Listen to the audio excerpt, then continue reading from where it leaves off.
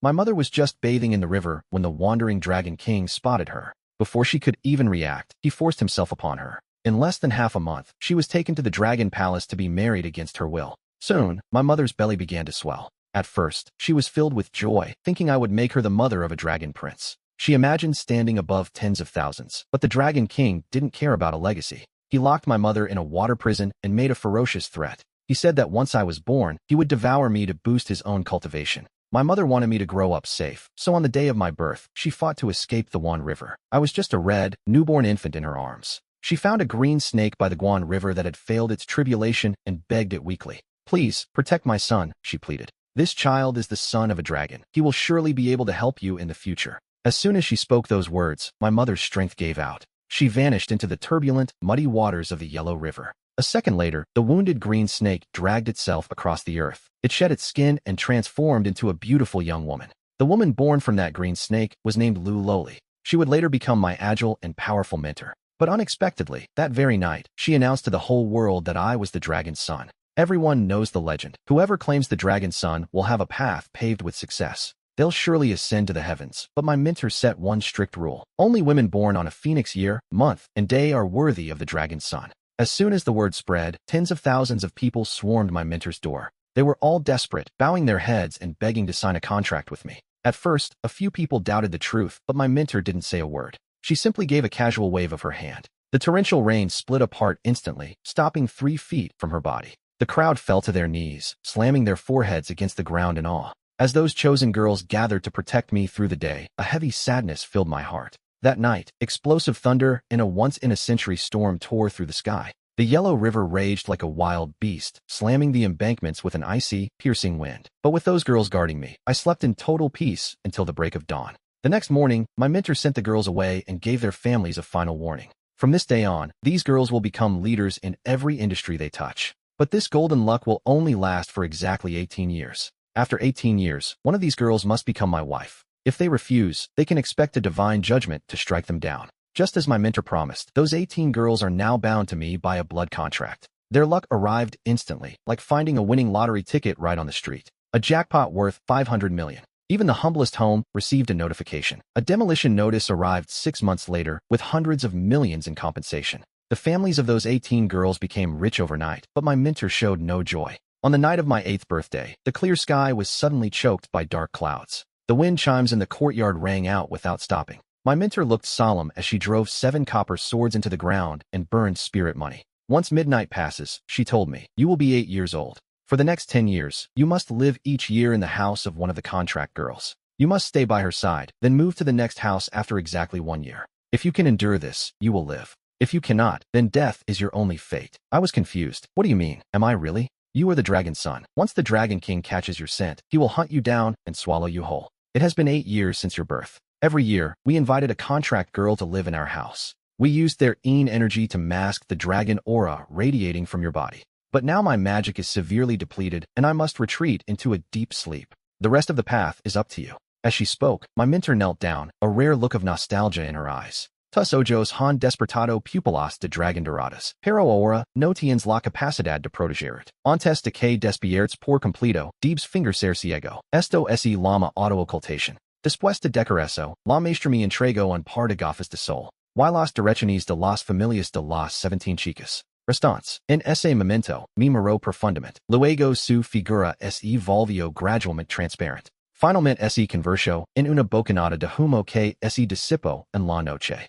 Al día siguiente, me puse las gafas de sol. Con varias 17 placas grabadas con las direcciones de las familias. De las chicas en mi mano, salí solo de casa, elegí una chica al azar. Siguiendo la dirección, llega la ciudad. Cuando estaba cerca de la casa de la chica, fingí preguntar por el camino y encontré la puerta de su casa. Toqué el tambor. La que abrió la puerta fue la madre de la chica. Sac la muestra de fe del ano. Rogandol que me acogera por un ano. Al principio, la chica y su familia fueron amables conmigo. Pero gradualmente, cuando se enteraron de que mi maestro se había ido, su actitud hacia me cambió por completo. Recuerdo claramente el ano en que tenía 14 años, vivía en la casa de la sexta chica. Esa chica se llamaba Tintin. A los 16 años ya era muy hermosa, con una cara de De flor de durazno lina de vitalidad. Y ese podía ver en el futuro. La sombra de una belleza que deriva ciudades y ciudades. Y países. Cada uno de sus movimientos era el estilo de una dama adinerada.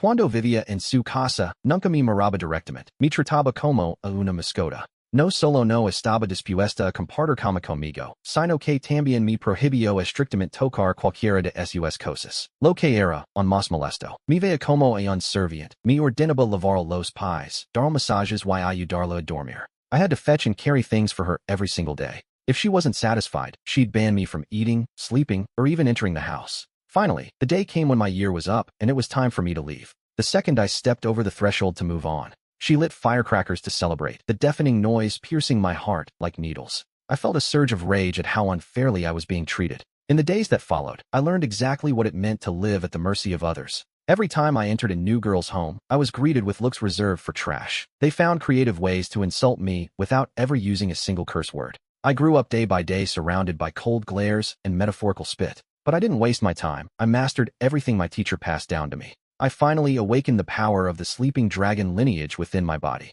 But Master strictly warned me not to interfere, or I'd expose the truth that I'm not blind. If I did, the Dragon King who wants to devour me would sniff me out instantly. I have a body full of godlike skills, yet I can't reveal a single spark of them. That frustration tortured me for 10 long years. Just before I turned 18, I moved into the last house, the home of Su Minyao. Her family is a real estate giant, and she's a famous star in the entertainment industry. Believing a blind man was no threat, she shamelessly brought her arrogant, rich boyfriend home. They flaunted their affection in front of me daily, thinking I couldn't see a thing. One night, just for the thrill, they actually got intimate right in front of me on purpose. That blind guy is still sitting right there, he whispered. Doesn't it gross you out? It doesn't matter, she replied. He's just a log. He can't see a thing. Let's go. In that moment, unbearable sounds and heavy breathing filled my senses. They were flaunting their betrayal right in my face, and I couldn't even react. I clenched my fists tight, enduring the 3 most agonizing minutes of my life. When the 1-year term finally ended, my time with the 18 Phoenix Maidens was up. If I want to keep living, I have to choose one of these 18 girls to marry tonight.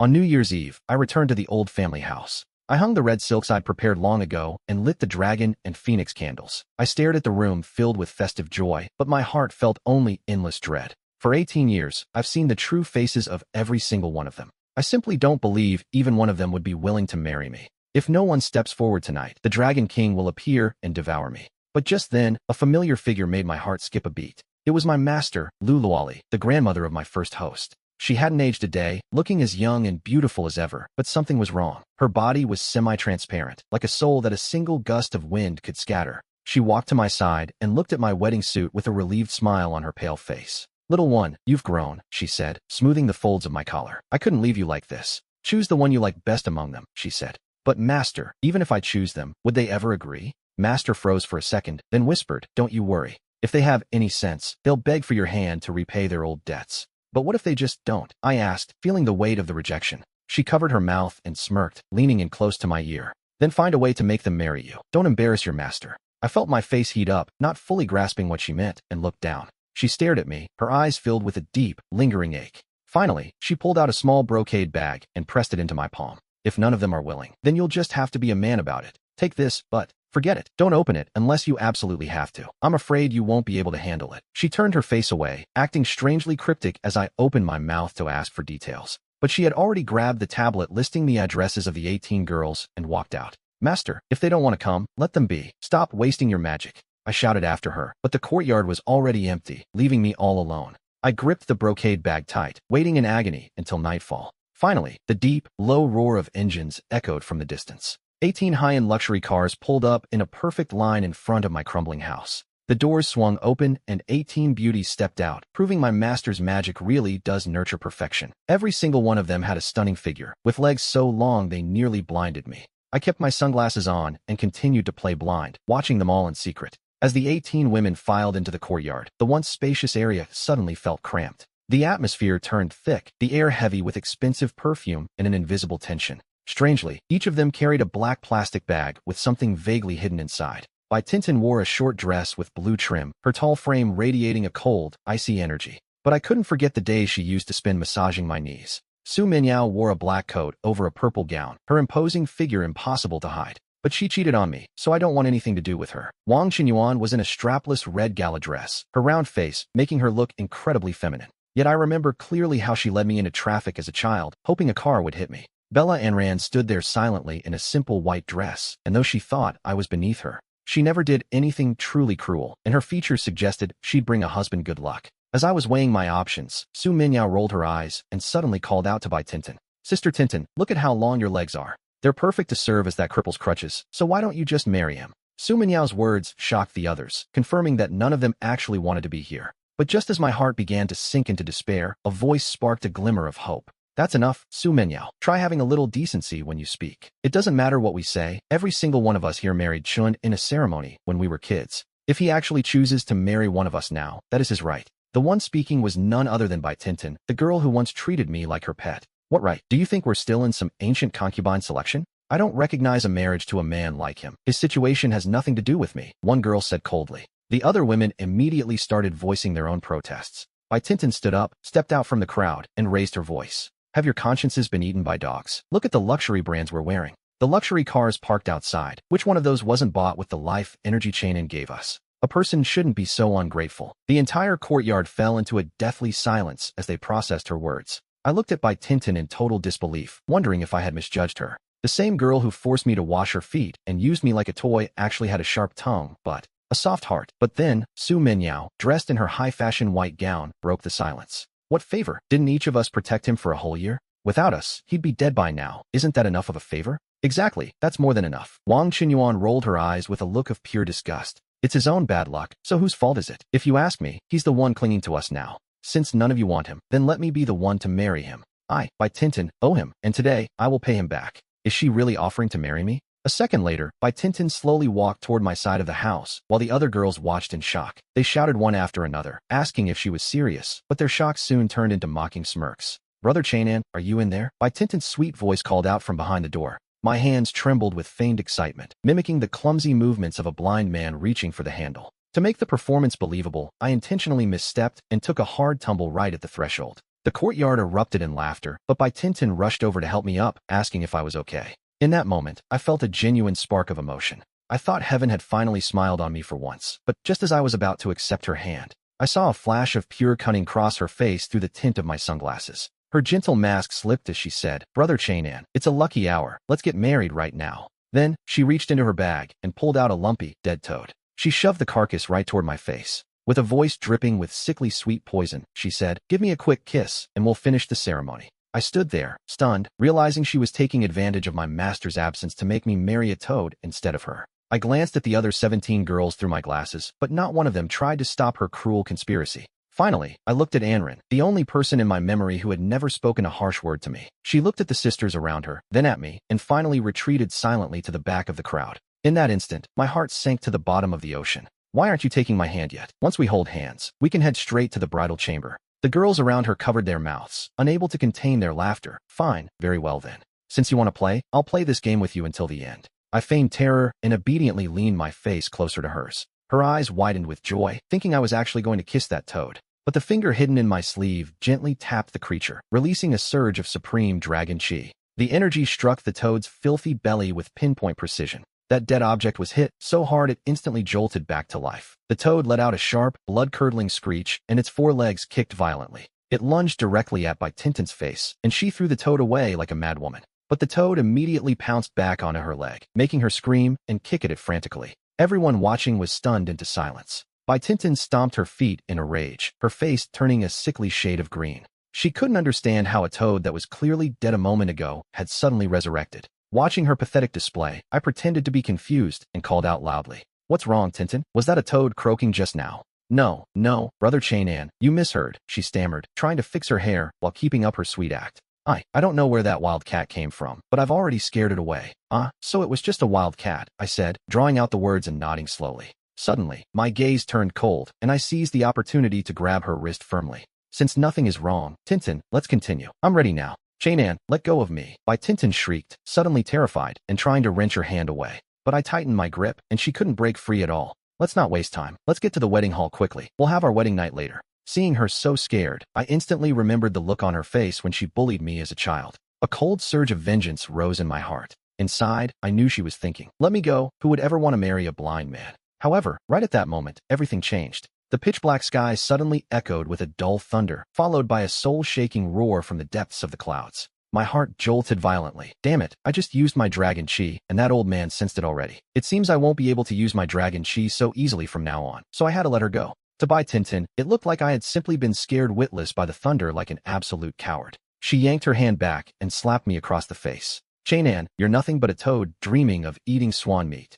You want me to marry you? You don't even deserve to stand in my shadow. I suppressed my rage and asked her calmly in front of everyone. Lower your voice, Tintin. Weren't you just crying and screaming in front of everyone that you wanted to marry me? Me? Marry you? I was just joking. Did you actually believe me? She took 2 steps back and fixed her messy hair, looking at me with pure contempt and mockery. Chainan, you really want me to marry you? Fine. The corner of Bai Tintin's mouth curled into a cold, playful smile. But you hurt me when you grabbed me earlier. Kneel down and apologize, and I'll consider it. The other women watching the show started chiming in like high and mighty queens. Neil, aren't you begging us to marry you? Maybe we'll soften our hearts then. Finn's laughter was shrill and piercing, making me take a deep, shaky breath. Inside, I thought, have you forgotten that without my dragon blood pact, you'd have nothing? I told them it was over, and to wait for their families to fall into ruin and disgrace. Hearing this, Bai Tintin let out a disdainful snort. Stop using those empty words to scare me. My family's assets are worth hundreds of millions now. It's impossible for us to go broke. Even without you, we're still a wealthy family. Her eyes shifted coldly as she added, oh, you just want your blood back? Fine, I'll return it.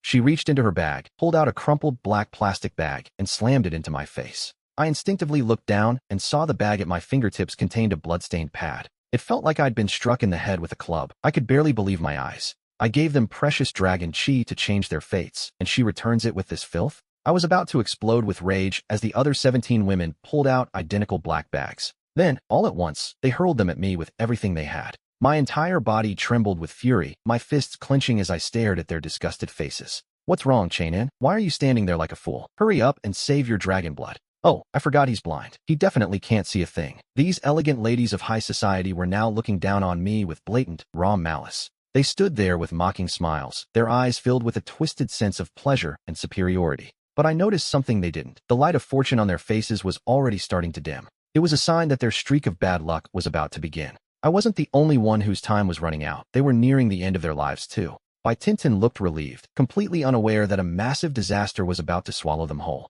In that moment, I instinctively lifted my head and looked toward the horizon. The dark sky had been swallowed by even thicker, pitch-black clouds. Had the Dragon King already caught my scent? Was he coming to claim his meal? I looked down at the amulet my master left me, remembering his warning to only open it as a last resort. We've returned your dragon blood, Bai Tintin snapped. If you're smart, you'll cancel the engagement now. I didn't touch their filthy bags with my hands. I kicked them away with everything I had. I glared at those 18 women and roared, who wants your trash? Take it all and get out. If I don't survive this night, none of you will either. You'll all be buried right alongside me. To them, the idea of dying with me tonight was nothing more than a hilarious joke. Su Minjeo sneered while touching up her makeup. We gave the blood back, so stop acting like a martyr. I stopped paying attention to them and finally tore open the amulet in my hand. Inside was a red marriage contract, listing my birth date on one side and a girl's on the other. My heart skipped a beat when I realized the truth. This birth date didn't belong to Finn's daughter at all. Just as the shock hit me, a dazzling, blinding light suddenly tore through the pitch-black night sky.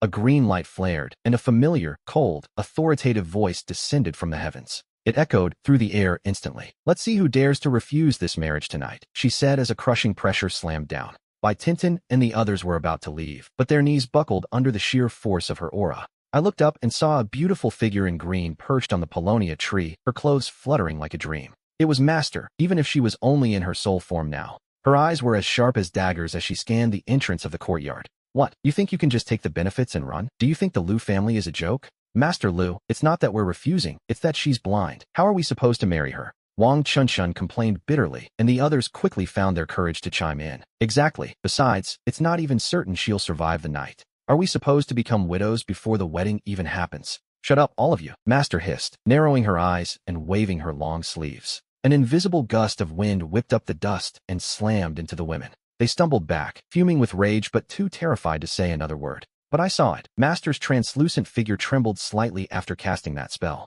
She looked even weaker than before, and I couldn't stand watching her exhaust her soul power for me. I stepped forward, shielding her. Enough. If they don't want to stay, I don't care. I forced a look of cold indifference and glared at those women. I'm telling you now, Master has already found my 19th Phoenix girl. She is 1,000 times stronger than all of you combined. Even if you kneel and beg me in the future, it will be too late. Hearing this, Bai Tintin and Su Minyao traded a quick look of pure relief. One of them scoffed. Fine, glad you have a backup plan so we can wash our hands of this. They threw out a few more sarcastic insults before sprinting out of the courtyard like their lives depended on it. 18 luxury cars roared to life and scattered in a desperate frenzy. I opened my dragon eyes and watched them go, focusing on their life palaces as they crossed the gate. The golden light that once surrounded them vanished, replaced by a dense, suffocating black fog. A clear omen of impending doom. The courtyard finally fell silent, and before I could even blink, Master Lu landed gracefully in front of me. The sharpness in her gaze softened the moment our eyes met, replaced by a deep, unreadable tenderness.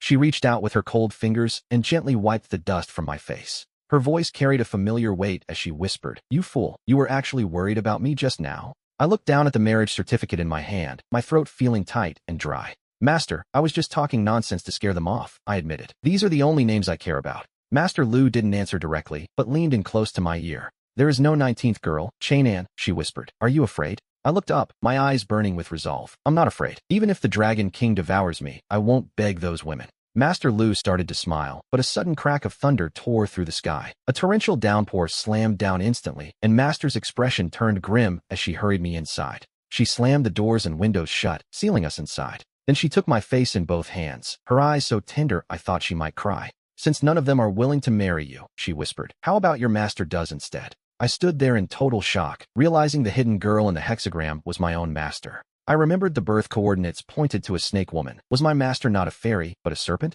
"What's wrong?" she asked. "Do you not like your master?" No, how could that be?" I stammered, lowering my gaze. "There's no time, the Dragon King is close," she said. "To save your life, we must start the ceremony now." Without another word, she pulled me down to kneel before the humble main hall as drums thundered outside. Our foreheads touched gently, and in that instant, a strange peace washed over my heart. "Give me a drop of your dragon blood, Master Lu," Yulialai said suddenly. Nerves took over, and I bit my finger hard until the blood began to flow. Yulialai moved fast, taking my finger into her mouth to draw the blood herself. A tingling electric current surged through my entire body, and I looked away, trembling. She bandaged my wound and looked out the window, her expression turning even more solemn. Outside, the world was drowning in lightning, thunder, and a violent storm. I could even hear a faint, terrifying sound echoing through the rain. It was the roar of a dragon. "Husband, are you ready? It is time for the bridal chamber." My face flushed and my heart hammered against my ribs as I followed her into the dark room. In the shadows, I hesitated for a long time before reaching out a trembling hand to touch her slender waist. I could hear my own heartbeat thundering in my ears, louder than the storm outside.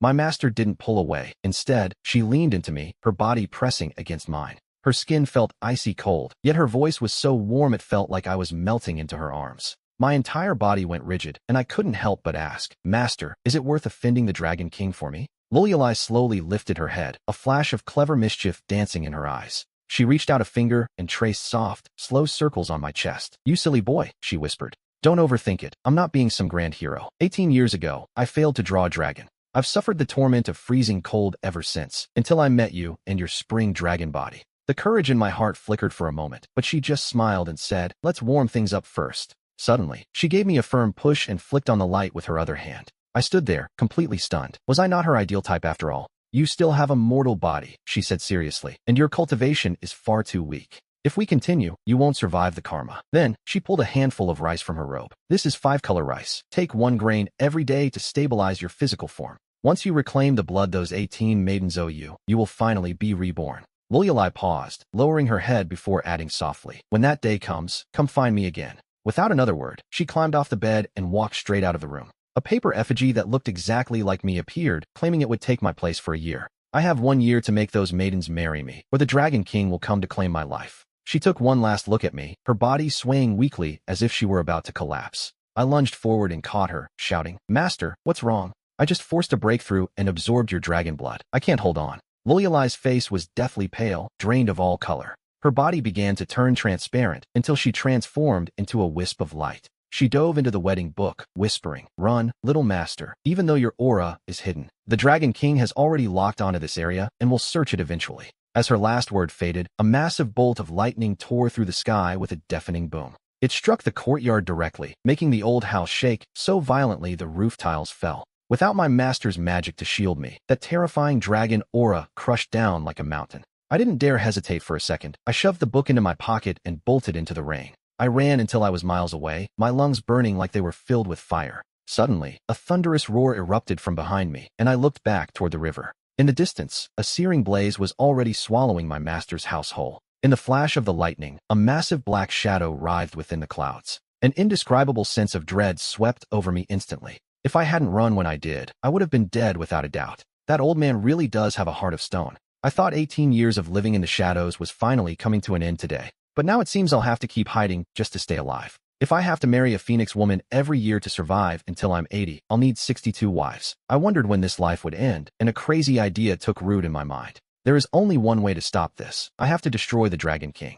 But first, I need to find a way to collect the debts owed to me by those 18 Phoenix women. My eyes sharpened. I refused to spend my entire life hiding in his shadow like a hunted animal. I don't want to depend on anyone else anymore. I want to stand tall on my own 2 feet. Master, from this day on, we only have each other to rely on. She laughed and said, "Isn't that how it's always been? But remember our deal. By day, you are my disciple, but by night, you are my husband." I wondered if she actually intended for us to be intimate once the sun went down. I finally reached the shop my master owned and immediately started cleaning every inch of it. Once the place was spotless, I headed toward the back of the house. I collapsed onto the bed, desperate for a few hours of real rest. But just as I closed my eyes, my master whispered that a new client was approaching. I sat up instantly, my instincts on high alert. Then she told me the name of the person at the door, Wang Qinshan. Rage flared in my chest, but I forced a cold, dark smile. I saw it last night. Something terrible is about to happen to those 18 women. Wang Qinshan clearly senses the danger, and it looks like my chance for revenge has arrived. My master handed me a mask made of human skin to hide my face.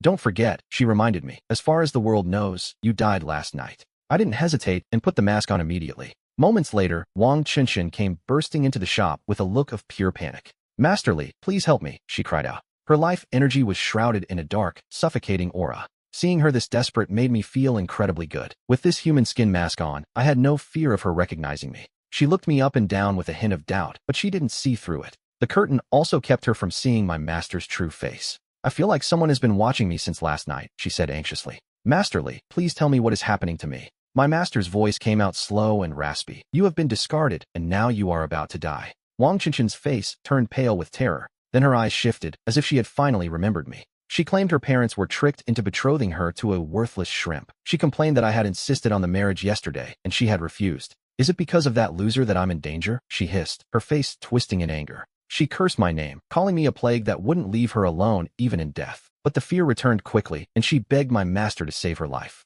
My master looked at her from behind the curtain and spoke with a cold finality. "Sleep with my disciple for one night, and only then will I save you." I looked at my master, wondering what he was playing at. "Masterly, how can you ask this?" Wang Qinshan stammered. "I don't even know him." From behind the curtain, my master simply shook his head and said, "Then leave." Wang Qinshan's eyes flickered with desperation. She stared at me, her expression a mess of conflict and hidden mystery. It was as if she suddenly sensed the true weight of the crisis. Before I could even react, she made her choice. Wang Qinshan burst into tears, grabbed my hand, and dragged me toward the back. She was ready to trade her body for her life, while I just stood there frozen. She was so anxious, she was practically stomping her feet in a panic. I lowered my voice and asked my master, "Is this really the right way?" She told me that in the old days, a wife chose her husband's concubines herself. Her voice echoed in my ears, sending a shock through my heart. Before I could process it, Wang Qinshan hauled me into the inner hall with brute force. She began desperately tearing at my clothes. "I don't know you, and you don't know me," she whispered through her tears. "This is inevitable tonight, but tomorrow, it will all be over." I couldn't believe she'd rather sleep with a total stranger than be my wife. She started kissing me, her face wet with tears and desperation.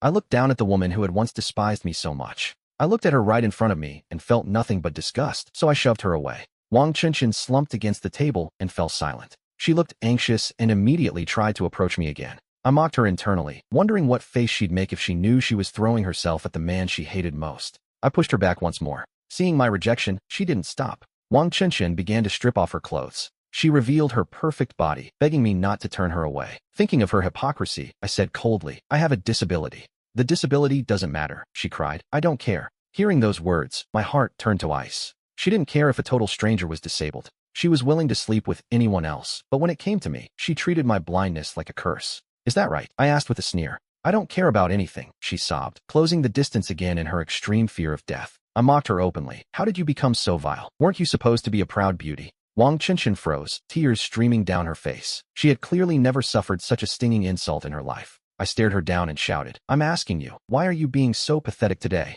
"Fine, I'm pathetic," she screamed back. "What do you want from me? What will it take for you to sleep with me?" Wang Qinshan burst into tears of pure rage. Behind my mask, my eyes narrowed as I stared her down. I remembered every insult and look of contempt she ever gave me, and now I was going to pay her back tenfold. She looked stunned, her eyes brimming with tears, before she suddenly dropped to her knees with a heavy thud. "I've never even met you, let alone offended you," she sobbed. "So why are you treating me like this?" she asked, her voice trembling like a broken woman. I cut her off coldly. "Stop talking nonsense. Now, take off your clothes, piece by piece." I pulled out my phone and started recording, determined to reclaim the dignity I lost the day she made me marry a rooster. Wang Qinshan's face turned bright red as she wept, finally closing her eyes in total humiliation. She slowly stripped away every layer until the very last one, biting her lip in shame. "Are you going to post this video online?" she whispered. "Shut up and keep going," I barked at her with a stern glare. Her tears hit the floor like scattered pearls. I watched her without a hint of pity, my gaze remaining ice cold. Looking at her pale, ashen face, I knew she had reached the absolute limit of her self-esteem.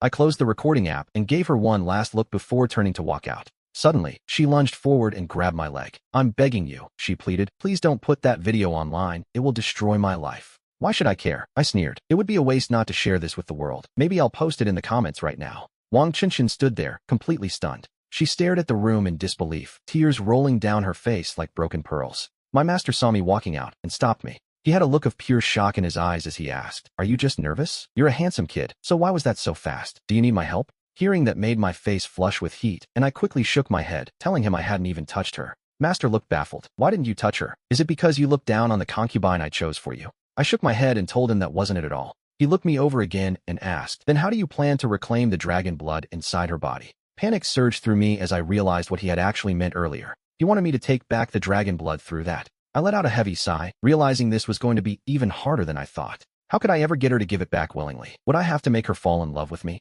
That felt completely impossible. Master's tone turned calm as he warned me. "Fine, do as you wish, but if you want that blood back, you have to keep Wang Qinshan safe. If she dies, your dragon blood dies with her and becomes useless. Looking at her face, her fate will be sealed in 3 days, so you'd better decide quickly." While I stood there indecisive, Wang Qinshan walked out with bloodshot eyes and her head hanging low. She looked utterly defeated, as if the very life had been drained out of her. I looked at her and said, "For the next 3 days, you're staying here with me. La maestra dijo palabras que me dejaron indefenso, pero solo podía ser así. De lo contrario, sería problemático si algo sucediera en 3 días. ¿De verdad? Entonces gracias, maestro Li." Wang Qinshan estaba en el centro de la ciudad. "Encantado. Puedes dormir donde quieras, pero solo en el suelo. Después de que la maestra terminó de hablar, ese dio la vuelta a la sala. Y regresó a la habitación. Wang Qinshan se acercó. Quería vigilar para que no subiera el video a la sección de comentarios. Comentarios. Larget después de la noche.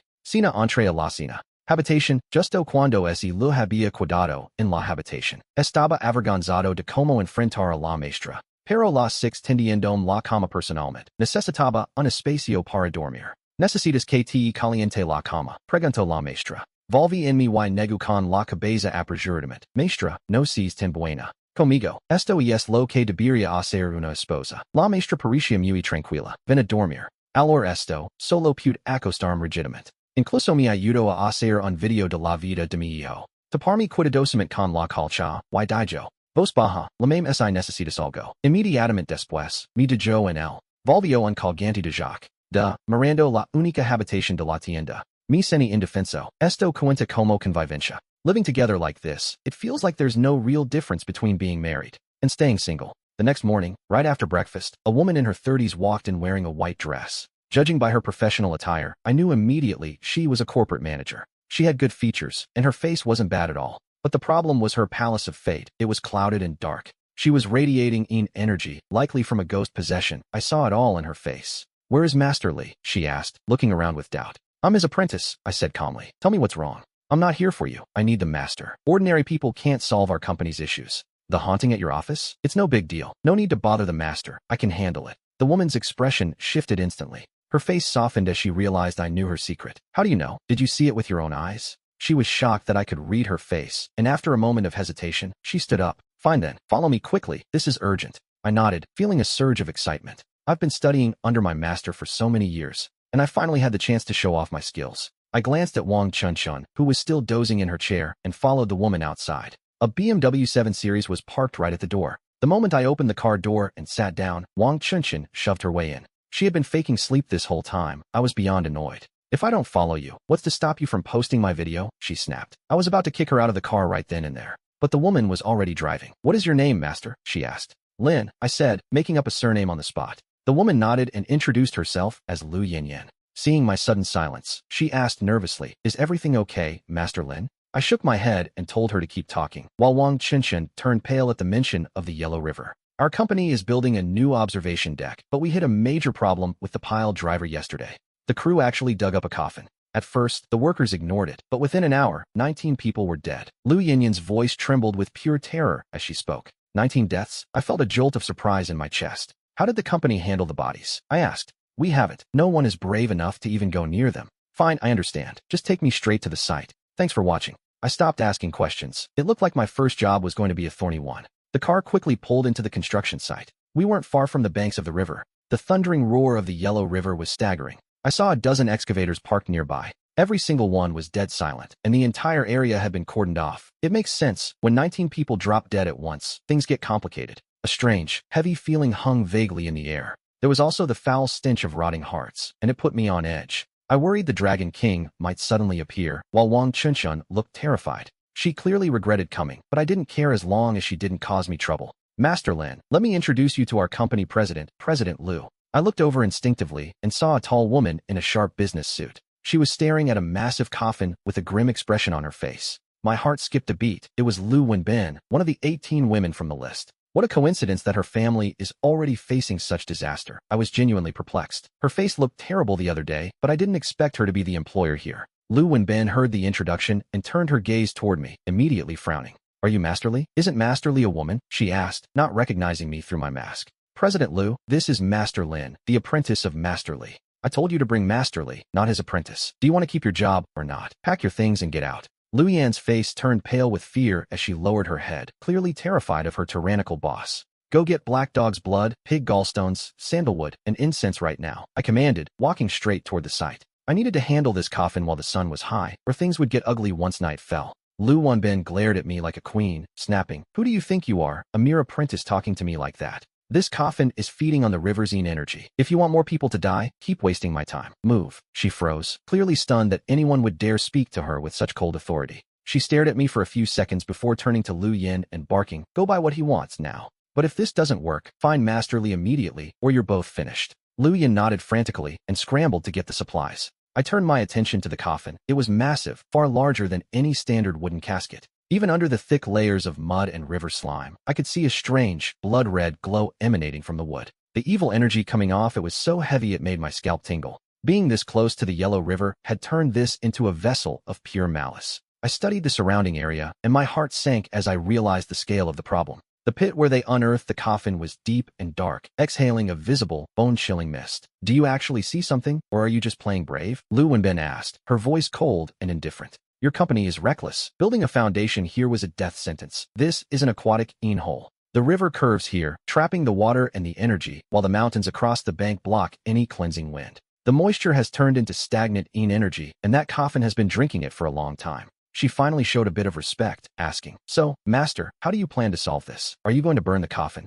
She was looking for a direct solution. I shook my head and told her, "Neither will work. Burning it will only release the concentrated malice trapped inside. It would spread like a poison gas and kill everyone here. Besides, ordinary fire can't touch wood like this. Only samadhi fire could. And where was I supposed to find divine fire on short notice? As for reburying it, that was even worse. The balance of this aquatic hole had already been disturbed. The seal was broken, and whatever is inside has already been woken up by the intrusion. Reburying it now would be like trying to hide a ticking bomb." Lu Wenbin's face filled with visible anxiety as she listened to my analysis. "Then what?" she asked. "What do we do?" I looked at her and said slowly, "We have to reseal the coffin right here." Lu Wenbin stood there, completely stunned. "How do we seal it?" she asked. I replied, "You wouldn't understand even if I explained it. This is no small matter. Tell the other workers to leave immediately. One small mistake and more people are going to die." Lu Wenbin snapped out of her daze and immediately ordered everyone nearby to clear out. They scrambled to leave, and in no time, Lu Wenbin and I were the only ones left on the construction site. Just then, I saw Lu Yan returning. She had managed to buy all the supplies I asked for. I took the 3 incense sticks and lit them. I placed them in front of the coffin to test the temperament of whatever was lurking inside. If the 3 sticks burned down to the same length, it meant the spirit was willing to negotiate. But if they burned unevenly, 2 short and 1 long, it meant the entity inside was beyond reason. I didn't even get a chance to see them burn. An invisible force snapped all 3 sticks in midair instantly. That was strange. My heart skipped a beat. Whatever is inside has no intention of communicating with me. It's pure malice. Lu Wenbin and the others nearby were terrified, and my own palms were sweating. I felt a cold shiver. What should I do now? Lu Wenbin was trembling as I took a deep, steadying breath. I decided to use the cinnabar and brush to draw a talisman to force this entity out. My master had taught me how to perform a mental walkthrough of the process. But actually drawing the talismans is never as easy as it looks. I simply hadn't had the time to practice the craft until now. Drawing a talisman requires absolute spiritual concentration. Every single stroke must be precise for the power to take form. Otherwise, it's nothing more than useless ghost scribbles on paper. Years of faking blindness and enduring the contempt of others made it easy for me to block out the world. I focused entirely, dipped the brush into the mixture, and began. I used the pig's blood and cinnabar to trace the ancient patterns with a steady hand. As the tip of the brush glided across the surface, a faint golden glow began to flow. I finished the talisman in one single, continuous stroke, proving it was complete. I let out a secret sigh of relief, pleasantly surprised by my own success. It seems that beyond just being a fortune teller, I have a natural talent for mastering these arts the moment I try them. I drew 10 evil suppression talismans in a row, only failing twice. I held a talisman in one hand and a bowl of black dog's blood in the other. Lu Wenbin didn't dare follow me as I slowly approached the coffin. I stopped a few steps away, feeling the heavy weight of the situation. The coffin began to creak, and I stared at it, my heart racing. I spoke to it. We were never meant to cross paths, but these ignorant men disturbed you. I apologize to you on their behalf, but things have gone too far. I have a way to resolve this matter peacefully right now. I will find you a burial site with perfect feng shui, and those who disturbed you will offer you incense every day for 10 years. What do you think? I asked, trying courtesy before resorting to force. The coffin didn't answer, but the scratching inside grew louder and more violent. A sticky, dark liquid began to seep through the cracks of the wood. It looked like blood, or perhaps something even more foul. I looked up at the sun, which was currently at its highest point in the sky. The sun is radiant, and I will use the power of heaven and earth to suppress you. You will suffer the agonizing pain of repression if you don't listen. Think carefully. Do you want to be venerated or crushed by my power? I projected my voice, making it loud and violent to show I wasn't bluffing. To my surprise, the movement inside the coffin suddenly went dead silent. I possessed extraordinary strength and the aura of a master diviner. The tension broke, and I finally breathed a sigh of relief. It seemed the spirit understood true power, but as I prepared to speak again, the very energy of heaven and earth shifted. The universe itself seemed to fluctuate around us. Suddenly, a golden net descended from the air. It wrapped tightly around the coffin, catching me completely off guard. Fury surged through me when I saw who was responsible, Wang Qinshan. The same coward who didn't dare show his face just moments ago. Wang Qinshan, what the hell are you doing? I nearly screamed in rage. Why are you shouting? I've already suppressed it with my talisman, he said smugly. He looked at me with disdain, clearly thinking Master Li's disciple was a fraud. He had zero formal experience and no sense of reason. With things like this, you use force and talismans, he boasted. Now hurry up. Let's rebury this thing and get out before the Dragon King shows up, he added, walking closer. I glared at him. Are you insane? I snapped, making him recoil in confusion. Wang Qinshan looked offended, but I just pointed a trembling finger at the coffin. His eyes nearly bulged out of his skull when he saw it. The coffin began to shake violently, and dark red blood sprayed from the cracks like a fountain. His interference had backfired, and now a tide of black blood was flowing toward the city. The stench of sulfur filled the air as the liquid soaked the talismans on the coffin. The spiritual light within the charms began to flicker and fade. Thick smoke billowed out as the entire casket started to vibrate with violent force. Wang Qinshan stared at the scene, his eyes wide with sudden terror. His face turned pale as he realized the gravity of his mistake. Panicking, he let out a sharp cry and pulled out another stack of talismans. He muttered a frantic incantation and threw them directly at the wood. The moment the papers left his hand, they reacted to his spiritual energy. They erupted into a blinding, golden radiance. Beams of golden light shot forward like arrows, striking the coffin. With a series of sharp cracks, the talismans wove themselves together. They formed a massive golden net that draped over the surface. It completely enveloped the trembling casket from top to bottom. He pointed his fingers at the box and roared, "Cut it down." The golden net began to constrict, causing the wood to groan under the pressure. A sharp, high-pitched screech echoed, but then the energy shifted again. The coffin bucked violently, like a ferocious beast waking from a long slumber. With a deafening explosion of power, it tore through the golden mesh. The backlash hit Wang Qinshan instantly, his face flushing a deep, painful red. He coughed up a mouthful of blood, his once arrogant composure completely shattered. His face was already deathly pale, and he looked like he was about to lose it. Lu Wen stepped forward from the shadows. He turned to Lu Yin, his own expression twisted with fear. His skin looked like it had been coated in thick, white paint. It was as white as chalk, while Wang Chunshun stared on in shock. He immediately turned on me and barked, "This thing is this ferocious? Why didn't you tell me that from the start?" I felt a surge of fury rising in my chest. I was busy negotiating with this monster when you jumped in to cast a spell. Did I even have a second to warn you? Then, with a loud bang, the lid flew off. The heavy wood was blasted straight into the sky. It soared 7 or 8 meters high before plummeting back down. It hit the ground with a bone-shaking thud. A dark, suffocating energy rolled out of the open casket. Just a moment ago, the sun had been shining brightly. But out of nowhere, thick, black clouds began to swarm the sky. The atmosphere shifted instantly as the light was choked out. The heavens themselves seemed to react to the horror below. The air around us grew heavy, cold, and thick with malice. I swallowed hard as a terrifying scent filled my lungs, while Wang Chunshun lay broken. I watched the chaos unfold as the situation spiraled out of control. Terrified out of her mind, she turned and ran for help. She scrambled away, desperate to find anyone who could intervene. Lu Wen panicked, stammering, "What do we do? What do we do? It looks like we've enraged it," he cried, but I cut him off. "Correction, you enraged it. Not me. I'm going to die." He looked like he was about to slap Lu Yin in his hysteria. "You're more of a liability than a help," I muttered under my breath. But there was no stopping now. We were past the point of no return. He was acting like a coward, far too immature for a man his age. I snapped at him that now wasn't the time to shift blame, even if he was the one who provoked it. "Don't you think you should focus on finding a solution instead?" Meanwhile, Wang Chunshun's condition was worsening by the second. I stared intently as the liquid inside the coffin began to churn violently. The casket sat there, just a few meters away, radiating pure malice. It was still daylight, and I hoped this thing wouldn't dare manifest in the sun. I asked Lu Wen if he had any talismans left, but he just shook his head, empty-handed. I suppressed my rage and handed him half of my own formal talismans. He was shaking so hard he nearly dropped them, asking, "What are you doing?" I ignored him, knowing I was the only one left to face this thing head-on. "Are you even a man?" I snapped at him. "Shut up. It's still daylight. It hasn't fully." We were going in right, then to use the talismans and force it back. The plan was to stick them on its limbs, head, neck, and chest to suppress it. I don't dare go near it," Wang Chunshun stammered, backing away. I glared at him, my fury boiling over. "You caused this mess, and now you're too scared." Paralyzed by panic, he stood there absolutely speechless. "Move, wait for me to pour the black dog blood inside. Then you stick the talismans. Slap as many as you have onto its legs," I ordered, staring him down until he finally nodded. With a face as pale as a ghost, he reluctantly agreed as I prepared to move. Just as I stepped forward, Lu Binbin's terrified voice rang out behind me. "Master Lin, what do we do?" he cried. I didn't even look back. "If you see anything suspicious, run." I threw the warning over my shoulder without breaking my stride. I sprinted toward the coffin, and a trembling Wang Chunshun followed right behind me. He was shaking so violently I thought he might collapse, his eyes squeezed shut in terror. It was obvious the thing inside the casket had him scared to death. The interior of the coffin was swirling with so much dark energy I couldn't see a thing. Whatever was lurking in that darkness remained completely hidden from view. But I was right. It was furious, yet the broad daylight kept it from emerging.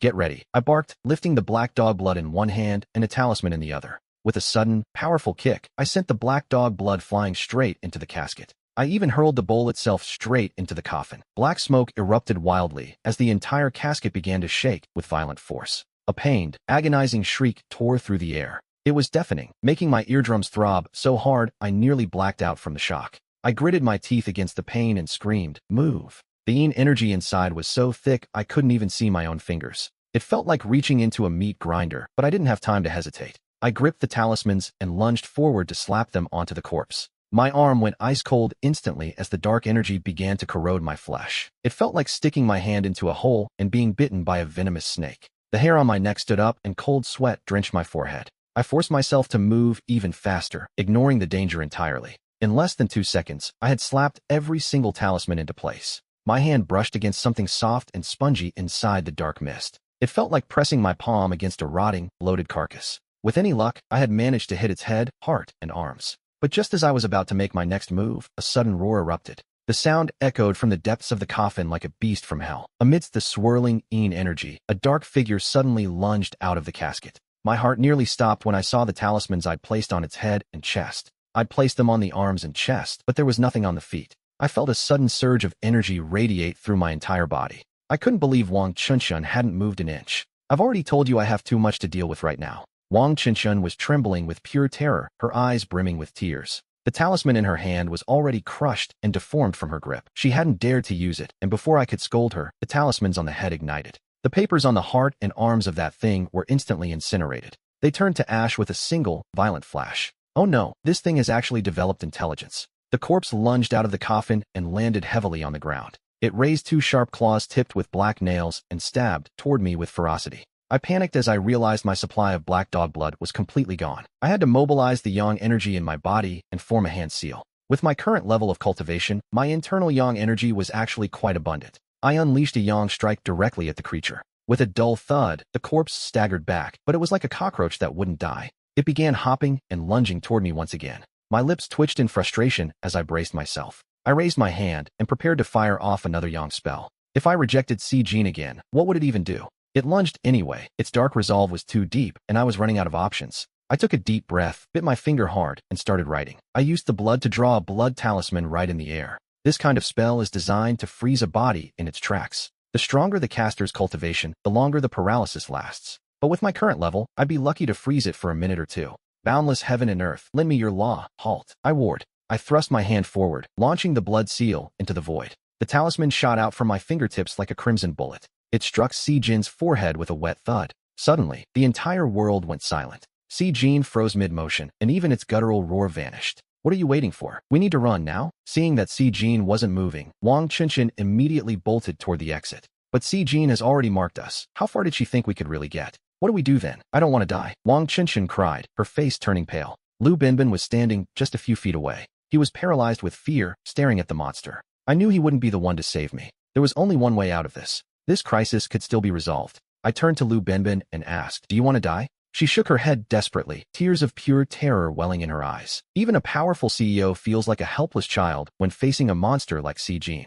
I told her, "If you want to live and fix this, you have to go inside and see your father." But I warned her that solving this problem would come at a steep price. "I don't care about the cost. The project cannot fail," Lu Binbin said quickly. She was the type of woman who would use any means necessary to reach her goals. I nodded, and for a moment, she looked down at her own body with a flash of inner conflict. Finally, she bit her lip and gave me a firm, silent nod. "I understand what you mean by the adult price," she whispered. "I know what I have to do. Wait for me in the car." I gave the order, and she gave Wang Chunshin a complicated look before running to the vehicle. I told Wang Chunshin to keep an eye on the frozen Si Jin and ran after the car. I threw the door open and found Lu Binbin already inside. She had already started unbuttoning her shirt, her face eerily calm. She looked like she was simply preparing to meet another business client. To her, as long as the problem got solved, the process didn't matter at all. She pulled her hair back with both hands and then let it fall loosely over her shoulders. I reached out my hand to pull myself into the car. Suddenly, her red lips were pressed firmly against mine. My dragon blood rage flared for the 11th time as I looked at her.